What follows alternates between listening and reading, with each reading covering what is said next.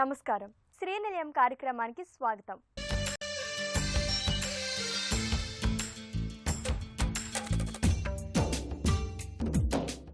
ఇంటి నిర్మాణంలో వచ్చిన నూతన పోకడలు, ఇంటి ముస్తాబుకు సంబంధించిన తాజా విశేషాలు, స్థానిక సంస్థలు అందిస్తున్న సదుపాయాలతో మీ ముందుకొచ్చింది ఈ వారం శ్రీనిలయం. సొంతింటి కల నెరవేర్చుకోవటం చాలా మంది జీవిత లక్ష్యం. ఇందుకోసం ఎంతో కష్టపడి డబ్బు కూడబెట్టి సొంతిల్లు సాకారం చేసుకుంటారు.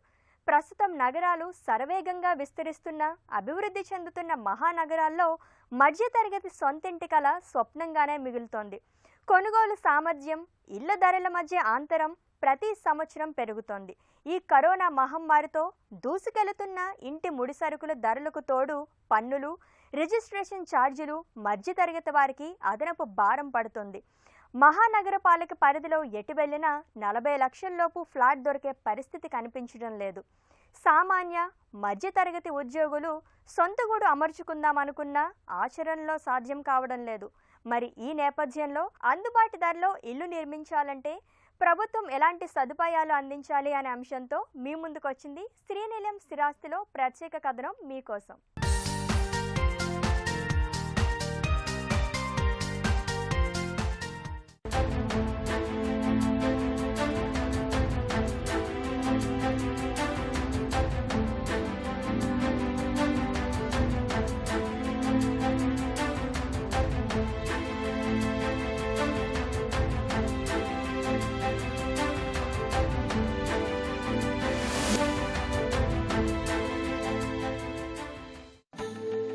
రియల్ ఎస్టేట్ గృహ నిర్మాణ మార్కెట్ ఈ కోవిడ్ పరిస్థితుల్లోనూ దూకుడు ప్రదర్శిస్తోంది. కొన్ని విభాగాల్లో అసాధారణ వృద్ధి కనిపిస్తోందని పరిశ్రమ వర్గాలు అంటున్నాయి. అయితే దేశంలోని ప్రముఖ నగరాలతో పోలిస్తే హైదరాబాద్లో ఇళ్ల ధరలు తక్కువే అని వినిపిస్తున్నమాట. ఇక్కడ ఇళ్లు అందుబాటు ధరలకే రావడంతో ఇక్కడ ఇతర ప్రాంతాల నుంచి వచ్చిన వారిలో ఎక్కువ మంది ఇళ్లు కొనుగోలు చేస్తున్నారని మార్కెట్ వర్గాలు చెబుతున్నాయి. ఆయా నగరాలతో పోలిస్తే వారికి ఇక్కడ ఇంటి ధరలు తక్కువ కావడంతో సొంత ఇంటి వైపు మొగ్గు చూపుతున్నారు. ఇక పేరున్న నిర్మాణ సంస్థలన్నీ ఈ విభాగంలోనే అపార్ట్మెంట్లు, ఇళ్లను నిర్మిస్తున్నాయి. గడిచిన 6 సంవత్సరాల నుండి చూస్తే సామాన్య మధ్యతరగతి వాళ్లు అందుబాటు ధరలో ఇళ్ల నిర్మాణాలపై కొనుగోలు చేయాలని ఆసక్తిగా ఎదురుచూస్తున్నారు. ప్రస్తుతం అందుబాటు ధరల్లో ఇంటిని నిర్మించడం అంటే చాలా ఖర్చుతో కూడుకున్నదని బిల్డర్లు వెనకంజ వేస్తున్నారు. నగరాల్లో భూముల ధరలు అందుబాటులో లేకపోవడం, 2014-2015లో 25 లక్షల్లోపు ప్లాట్ల నిర్మాణం చేసేవారు. అపార్ట్మెంట్ల నిర్మాణాల్లోనూ అవి దాదాపు 40% వరకు 25 లక్షల నుంచి 40 లక్షల్లోపు ఉండేవి. ప్రస్తుతం 750-800 చదరపు అడుగుల ప్లాట్ల నిర్మాణాన్ని బిల్డర్లు ఆపేశారు. తాజా అధ్యయనంలో భాగంగా అసలు 35 నుండి 40 లక్షల మధ్య పలికే ప్లాట్ల జోలికి నిర్మాణ సంస్థలు వెళ్లటం లేదని స్పష్టమైంది. కన్స్ట్రక్షన్ కాస్ట్ చాలా ఎక్కువ పెరిగిపోయింది. దీనివల్ల ఏమవుతుంది, సెంటర్ ఆఫ్ హైదరాబాద్లో ఇల్లు కన్స్ట్రక్షన్ చేయాలి అంటే వాళ్లకు రేట్ ఎక్కువ అయిపోతుంది. ల్యాండ్ కానీ ఏదైనా కానీ కన్స్ట్రక్షన్ మెటీరియల్ కానీ. దీనివల్ల ఏం చేసేస్తున్నారు, ఎవరైతే కొనాలనుకుంటున్నారో వాళ్ళ మీద ఈ రేట్ అంతా వేసేస్తున్నారు. 1 crore, 1.5 crore, 2 crores అంటే హైదరాబాద్ సిటీలో ఎవరు కొంటారండి ఇల్లు? మిడిల్ క్లాస్ ఫ్యామిలీకి అయితే హైలీ ఇంపాసిబుల్. చిన్న చిన్న బిల్డర్స్ ఎవరైతే తక్కువ కాస్ట్లో ఇల్లు కట్టి మిడిల్ క్లాస్ వాళ్ళకి ఇస్తారో వాళ్ళను గవర్నమెంట్ ఎంకరేజ్ చేయాలి. ఎంకరేజ్ చేయాలంటే ఏంటి, ల్యాండ్స్ మీద అట్లీస్ట్ కన్స్ట్రక్షన్ మెటీరియల్ మీద, పర్మిషన్స్ మీద సబ్సిడీ ప్రొవైడ్ చేయాలి స్మాల్ బిల్డర్స్కి. దీనివల్ల ఏమవుతుందంటే ప్రతి ఒక్క మిడిల్ క్లాస్ ఫ్యామిలీకి సొంత ఇల్లు అనేది కంపల్సరీగా పాసిబుల్ అవుతుందండి. డెవలప్మెంట్, రోడ్డు కానీ వాటర్ కానీ ఎక్కడైనా డెవలప్మెంట్ చేస్తే ఈ చిన్న చిన్న బిల్డర్స్ కూడా అక్కడ వచ్చి వాళ్ళు అపార్ట్మెంట్ కన్స్ట్రక్షన్ చేసుకుంటూ ప్రభుత్వ పరంగా ఇక్కడ బిల్డర్స్కి కానివ్వండి, కొనే వాళ్ళ ద్వారా కానివ్వండి సపోర్టు గవర్నమెంట్ బిల్డర్స్కు చేయాలి, ప్లస్ ఇక్కడ కొనే వాళ్ళు కూడా చేయాలి. ప్రస్తుతం ఇళ్ల ధరలు నగరానికి 10 నుండి 15 కిలోమీటర్ల పరిధిలో చుట్టుపక్కల భూముల ధరలు దాదాపు ఒకేలా ఉండటం ఇందుకో కారణమని ప్రముఖ డెవలపర్లు అభిప్రాయపడుతున్నారు. భూముల ధరలతో పాటు నిర్మాణ వ్యయము భారీగా పెరుగుతుండటంతో ధరలు పెంచాల్సి వస్తోందని, ప్రభుత్వాలు సహకరిస్తే తప్ప కొనుగోలుదారులపై భారం తగ్గదని అంటున్నారు. కోవిడ్ తర్వాత భారీగా పెరిగిన ఇంటి ముడిసరుకు ధరలు, కార్మికుల కొరత, దాంతోపాటు పెరిగిన భూముల విలువతో అందుబాటు ధరల్లో ఇంటిని నిర్మించడం సాధ్యపడదని అంటున్నారు. నగరాల్లో భూముల లభ్యత తగ్గిపోవడం, ఒకవేళ ఉన్నా వాటి ధరలు ఆకాశాన్ని అందుతూ ఉండటంతో అందుబాటు ధరల్లో ఇంటి నిర్మాణం సాధ్యపడదు అని బిల్డర్లు చెప్తున్నారు. ప్రభుత్వాలు నగర శివారు ప్రాంతాల్లో మౌలిక వసతులు కల్పిస్తూ వారికి సరైన రాయితీలు కల్పిస్తే అందుబాటు ధరల్లో ఇంటి నిర్మాణం సాధ్యమంటున్నారు. మరి వాటికి సంబంధించిన విశేషాలు ఇప్పుడు తెలుసుకుందాం. సెకండ్ వేవ్ కరోనా తర్వాత చాలా మంది దిగువ మధ్యతరగతి వర్గము వాళ్ళు ఒక చిన్న ఇల్లు ఉన్నా చాలు, నేను దూరమైన పోతాను, నా బడ్జెట్లో కట్టించే బిల్డర్స్ కోసం వాళ్ళు ఆశపడతా ఉన్నారు, చూస్తూ ఉన్నారు. ఆ బడ్జెట్లు 40 నుండి 45 లక్షల లోపల కట్టే ఉండే ఫ్లాట్స్ హార్ట్ కేకులుగా అమ్ముడుపోతున్నాయి. మేము ఎగ్జాంపుల్ ఒకటి అఫోర్డబుల్ హౌసింగ్ తెలంగాణ రాష్ట్రంలో మొట్టమొదటిగా నేను హైత్ నగర్లో చేశాము. అది ఒక 6 నెలల లోపల మొత్తం ఫ్లాట్ సేల్ అయిపోయాయి. సిటీలో ల్యాండ్ కాస్ట్ చాలా ఎక్కువగా ఉంటుంది కాబట్టి మనం 40-40 లక్షల రూపాయలు కట్టాలంటే సిటీకి ఒక 20 కిలోమీటర్ల దూరంలో స్థలాన్ని ఎన్నిక చేసుకోవాలి. అక్కడ స్థలాన్ని డెవలపర్ తీసుకుంటే అక్కడ బేసిక్ ఇన్ఫ్రాస్ట్రక్చర్తో ప్రాబ్లం ఉంటుంది, అది డెవలపర్ చేయలేడు. ఈ అఫోర్డబుల్ హౌసింగ్ కట్టే developer project cost normal projects కన్నా 12 to 16% కాస్ట్ పెరుగుతుంది. ఎందుకంటే చిన్న చిన్న ఇల్లు కట్టాలనుకున్నప్పుడు కాస్ట్ ఆటోమేటిక్గా పెరుగుతుంది. మెయిన్ అఫోర్డబుల్ హౌసింగ్ కట్టాలంటే మెయిన్ ఫస్ట్ భూమి కొరత. సిటీలో చాలా ల్యాండ్ కాస్ట్ చాలా ఉంది. ఎక్కువ ధరలో ల్యాండ్ కొని అఫోర్డబుల్ హౌసింగ్ కట్టాలంటే వర్కౌట్ కాదు. ల్యాండ్ మనము అఫోర్డబుల్ హౌసింగ్ కట్టాలంటే సిటీకి సుమారుగా 20 కిలోమీటర్ల దూరంలో వెళ్ళాలి. అక్కడ వెళ్తే నాలా కన్వర్షన్, జోన్ కన్వర్షన్, పర్మిషన్స్ చాలా టైం పడుతుంది. దాంతో పాటు కూడా ప్రాజెక్ట్ కాస్ట్ అఫోర్డబుల్ హౌసింగ్ కట్టే బిల్డర్స్కు నార్మల్ ప్రాజెక్ట్స్ కన్నా 12 to 15% ప్రాజెక్ట్ కాస్ట్ పెరుగుతుంది. దానివల్ల కూడా చాలామంది బిల్డర్స్ ముందుకు రావట్లేదు. కాబట్టి ఈ బడ్జెట్లో కట్టే బిల్డర్స్కు ప్రభుత్వం తరపు నుంచి నాలా conversion, zone conversion, building permission, ఫీజులో రాయితీ ఇస్తే చాలా మంది ముందుకు వస్తారు. దాంతోపాటు బేసిక్ ఇన్ఫ్రాస్ట్రక్చర్ డెవలప్ చేయాలి గవర్నమెంట్. సెకండ్ వేవ్ తర్వాత ముడి సరుకులు, రా మెటీరియల్ కాస్ట్ అబ్నార్మల్గా పెరిగిపోయాయి. ఎందుకు పెరిగాయంటే సిమెంట్, స్టీల్ కంపెనీస్ వాళ్ళు ఒక సిండికేట్గా ఏర్పడి విపరీతమైన రేట్లు పెంచేశారు. వాళ్ళు చెప్పిన రేట్లకే మేము కొనాల్సి వస్తుంది. దాంతో ప్రాజెక్ట్ కాస్ట్ అబ్నార్మల్గా పెరిగిపోయింది. దాంతో కొనుగోలుదారు ఆ ప్రభావం అంతా కొనుగోలుదారు మీద పడిపోతుంది. కాబట్టి గవర్నమెంట్ ఈ రేట్లు పెరగకుండా గవర్నమెంట్ నియంత్రించాల్సి వస్తుంది. దాని నియంత్రణ ఉంటే ముడి సరుకుల వాల్యూ అబ్నార్మల్గా పెరిగే అవకాశం ఉండదు. కంట్రోల్ చేసే అవకాశం గవర్నమెంట్ చేతిలో ఉంది. ఎప్పుడైతే గవర్నమెంట్ రేట్లు పెరగకుండా కంట్రోల్ చేస్తుందో మా ప్రాజెక్ట్ కాస్ట్ తగ్గిపోతుంది. ఆటోమేటిక్గా ఆ ప్రభావము కొనుగోలుదారుల మీద మేము ట్రాన్స్ఫర్ చేస్తాము. కొనుక్కునే వాళ్ళకు కూడా ఫ్లాట్ కాస్ట్ తగ్గిపోతుంది. మెయిన్ అంటే ఎక్కడ కూడా ఫస్ట్ డెవలప్మెంట్ కావాలంటే ఎంప్లాయ్మెంట్ ఉండాలి. ఎంప్లాయ్మెంట్ ఉండాలంటే కంపెనీస్ రావాలి. ఎప్పుడైతే కంపెనీస్ వస్తే ఎంప్లాయ్మెంట్ వస్తుంది.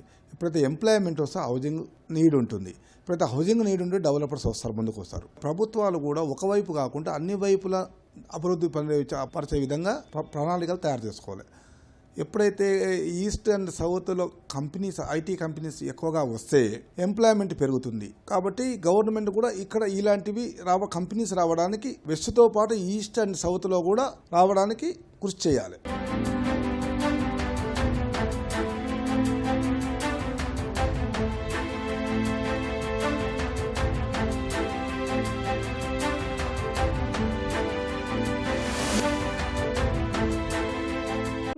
ప్రాంతంలో ఉద్యోగం చేస్తున్నా, ఏ నగరంలో నివసిస్తున్నా సొంతిల్లు ఉంటే ఆ సంతోషం కాస్త వేరుగానే ఉంటుంది. అద్దె ఇల్లు కంటే సొంత ఇల్లే జీవన మాధుర్యానికి సరైన సోపానం. వారి వారి ఆర్థిక పరిస్థితులు, కుటుంబ సభ్యుల సమాలోచనలు ప్రాధాన్యత ఇచ్చి సొంత ఇంటి కొనుగోలుకు ముందడుగు వేస్తే సొంతిల్లు సాకారం చేసుకోవడం చాలా సులభం.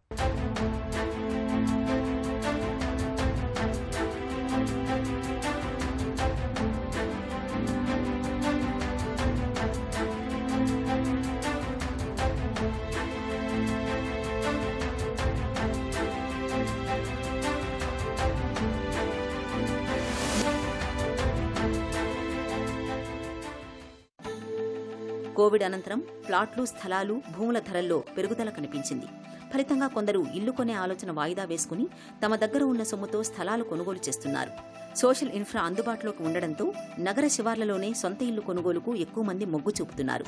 నగర శివారు ప్రాంతాల్లో ఇంటిని నిర్మించాలంటే అక్కడ మౌలిక సదుపాయాలు ఉండాలి. ప్రభుత్వాలు అందుబాటు ధరలో నిర్మించే నిర్మాణదారులకి ప్రోత్సాహం కల్పిస్తే చాలా మంది బిల్డర్లు ముందుకు వచ్చే అవకాశం ఉంటుంది. ఇక అందుబాటు ధరలో ఇళ్ల నిర్మాణ ప్రాజెక్టుల్లో లాభాలపై పన్ను మినహాయింపు, జీఎస్టీ వంటి కేంద్ర ప్రోత్సాహకాలు అందిస్తే అందుబాటు ధరలో నిర్మించడానికి ముందుకు వస్తారు.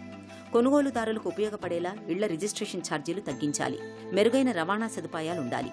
ఆసుపత్రులు, పాఠశాలలు, సూపర్ మార్కెట్లు, మాల్స్, మల్టీప్లెక్స్లు చేరువలో ఉండాలి. ఇవన్నీ కావాలంటే ఒకప్పుడు నగరంలోనే సాధ్యం. ఇప్పుడు ఎక్కడికక్కడ శివారు ప్రాంతాల్లోనూ మౌలిక వసతులు మెరుగుపడ్డం, రాష్ట్రంలో రిజిస్ట్రేషన్ ఛార్జీల పెంపుతో అందుబాటు ధరలోని ఇళ్లను సైతం అందుకోలేని పరిస్థితి.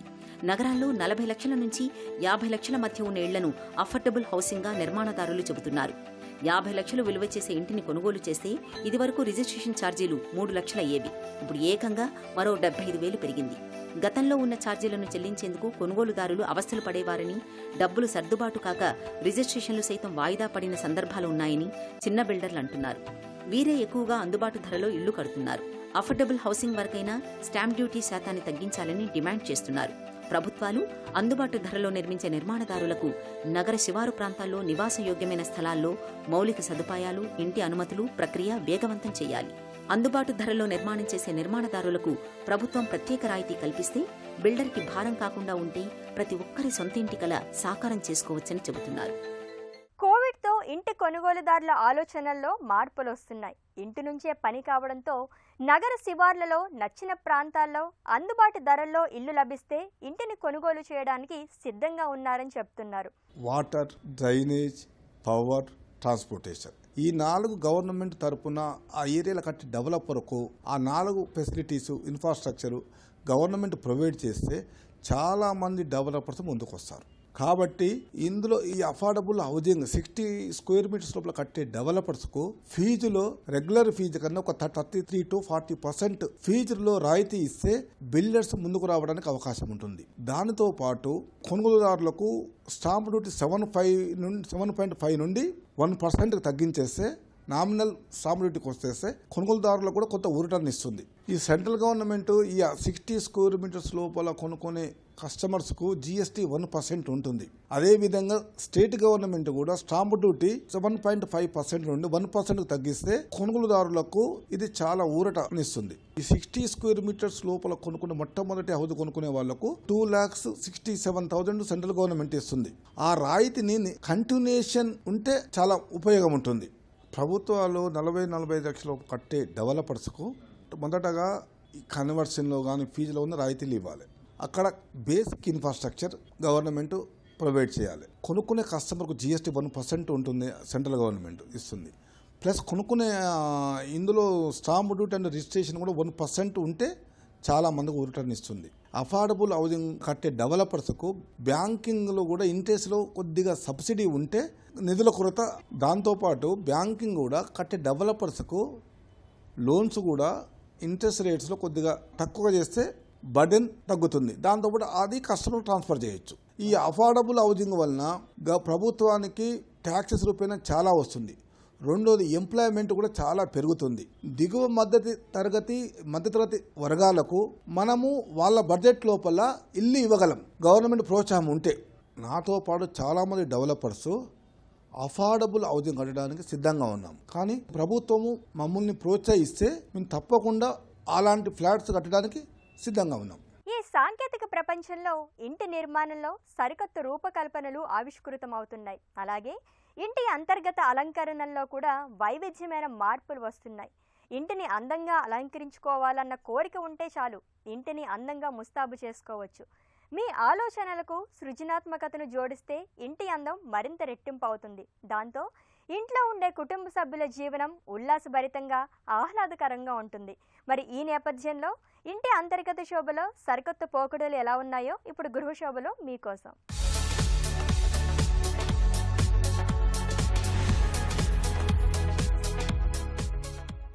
ఇంట్లో అందరూ ఆనందంగా, ఆరోగ్యంగా ఉంటే అది అందమైన లోగిలే అవుతుంది.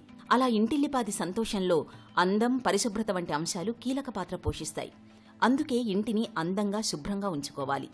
ఇల్లు అంటే 2-3 గదులు, అందులోనే పడక గది, వంటగది, హాల్, వీటిలో సాదాసీదా గృహోపకరణాలు ఉండేవి.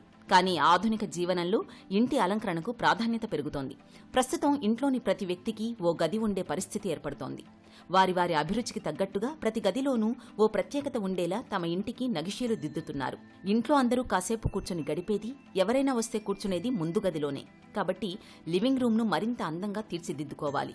ఇంటికి బంధువులు, స్నేహితులు వస్తే మొదటగా ముందు గదిలో ఆసీనులవుతారు. అందుకే మీ లివింగ్ రూమ్ అందంగా రూపకల్పన చేసుకోవాలి. లివింగ్ రూమ్లో వచ్చిన నూతన పోకడలు ఎలా ఉన్నాయో ఇప్పుడు నిపుణుల మాటల్లో తెలుసుకుందాం. 3 BHK లివింగ్ రూమ్స్కి వచ్చేసరికి ఎలాంగేటెడ్ లివింగ్ స్పేసెస్ వస్తాయి మనకి. సో ఈ స్పేస్ ప్లానింగ్ అనేది చాలా ఇంపార్టెంట్. కొంతమంది 2 లివింగ్ రూమ్స్ అండ్ మధ్యలో డైనింగ్ రూమ్ ప్రిఫర్ చేస్తారు. లైక్ ఒక informal living area, drawing area, మధ్యలో dining space and family living area అలా డివైడ్ చేసుకుంటారు. లేదు కొంతమంది పార్టీషన్స్తో డివైడ్ చేసుకుంటారు. హౌస్ స్పేషియస్గా కావాలి, ఇల్లు స్పేషియస్గా కనపడాలి అనుకున్నప్పుడు పార్టీషన్స్ కానీ డివిజన్స్ కానీ లేకుండా ఇలా ఎలాంగేటెడ్గా డిజైన్ చేసుకోవాలి అనుకున్నప్పుడు ఆ ఉన్న స్పేస్ని ఎంటీగా ఉంచకుండా అట్రాక్టివ్గా ఉంచడం కూడా చాలా ఇంపార్టెంట్. సో ఈ 3 పార్ట్స్ యూజువల్గా ఉంటాయి. సో 2 బెడ్రూమ్స్ని కనెక్ట్ చేస్తూ ఒక స్పేస్, అండ్ వానిటీస్ని కనెక్ట్ చేస్తూ ఒక స్పేస్, అండ్ బెడ్రూమ్ అండ్ కిచెన్ని కనెక్ట్ చేస్తూ ఒక స్పేస్. సో ఈ స్పేస్ని సింగిల్గా మనం ఎలా కనెక్ట్ చేస్తున్నాము అంటే ఫస్ట్ పార్ట్ని లివింగ్గా తీసుకొని థర్డ్ పార్ట్ని డైనింగ్గా ఉంచి మధ్యలో బ్రిడ్జింగ్ని ఈ స్వింగ్తో మనం డిజైన్ చేసాము. సో విజువల్గా it gives an elongated look. ఈ స్వింగ్ అనేది స్పెషల్ అట్రాక్టివ్ ఫీచర్ లాగా ఉంటుంది. అండ్ మనం హౌస్ని ఎథనిక్ థీమ్తో వెళ్తున్నాం కాబట్టి ఈ బ్రాస్ స్ట్రింగ్స్ కానీ, ఈ వుడెన్ జూలా కానీ, అండ్ ఈ బ్లూ కలర్ ఏదైతే మనం కాన్సెప్ట్ అనుకున్నామో, బేస్ కలర్ అనుకున్నామో, ప్రైమ్ కలర్, ఆ బేస్ కలర్ అపాల్స్టర్డ్ కుషన్ తీసుకున్నాము. సో మనం అనుకున్న ఈ డివిజన్స్ మేజర్గా ఎలా చేస్తాము అంటే ఎస్పెషలీ సీలింగ్లో చేస్తాం. అలా మనకి విజువల్ బ్రేక్ వస్తుంది. ఈ పర్టిక్యులర్ స్వింగ్ తాలూకా సీలింగ్ని మనం అంతే ఇంట్రెస్టింగ్గా డిజైన్ చేసాము. మనం ముందు చెప్పిన బ్లూ కలర్ థీమ్ని వాల్పేపర్తో తీసుకున్నాము. సింపుల్ రెగ్యులర్ పెయింట్ చాలా బోరింగ్గా అనిపిస్తుంది. సో ఇట్లా రస్టిక్ వాల్పేపర్ తీసుకున్నాం. ఇప్పుడు మనం తీసుకోవాల్సిన ఒక చిన్న జాగ్రత్త ఏంటి అంటే అక్కడ ఫాల్ సీలింగ్ని అవాయిడ్ చేయొచ్చు. దానివల్ల డైరెక్ట్ సీలింగ్కి మనం హుక్ చేయడం వల్ల అడిషనల్ స్ట్రెంగ్త్ ఉంటుంది, మనకి ఏ టెన్షన్ ఉండదు. సో ఆ సీలింగ్ని ప్లెయిన్గా వదిలేకుండా మనం మంచి రస్టిక్ బ్లూ కలర్ వాల్పేపర్ తీసుకున్నాము. రస్టిక్ బ్లూ వల్ల యాంటిక్ ఫినిష్ వచ్చి ethnic plus contemporary touch blend అయ్యి ఉంది. ఎంటైర్ హౌస్కి వచ్చిన ఈ షాండ్లియర్ ఈ స్వింగ్ పైన రావడం వల్ల ఇంకొంచెం అడిషనల్ బ్యూటిఫుల్గా మనకు కనిపిస్తుంది. సో హోల్ హౌస్కి ఈ swing and chandelier centre of attraction లాగా చెప్పచ్చు. గతంలో ఇంటి స్థలాలు, అపార్ట్మెంటు, ఫ్లాట్లు, స్వతంత్ర గృహాలు ఏది కొనాలన్నా ఇబ్బంది పడేవారు. ప్రాజెక్టు వివరాలు తెలుసుకునేందుకు రోజుల సమయం పట్టేది. మరి ఈ ఇక్కట్లు తప్పించేలా అన్ని ప్రాజెక్టుల వివరాలు సమగ్రంగా తెలియజేసేందుకు కోవిడ్ సంక్షోభం తర్వాత తమ 11వ ట్రెడా ప్రాపర్టీ షోను ఏర్పాటు చేస్తున్నారు. ఈ ప్రాపర్టీ షోలో ప్రముఖ రియల్ ఎస్టేట్ సంస్థలన్నీ ఒకే చోట కొలువుదీరేలా ఏర్పాటు చేస్తున్నారు. ఈ ట్రెడా ప్రాపర్టీ షో హైదరాబాద్ హైటెక్స్లో అక్టోబర్ 1, 2, 3 తేదీల్లో ఏర్పాటు చేస్తున్నారు. మరి Telangana real estate development property షోకు సంబంధించిన మరిన్ని విశేషాలు ఇప్పుడు వారి మాటల్లో తెలుసుకుందాం.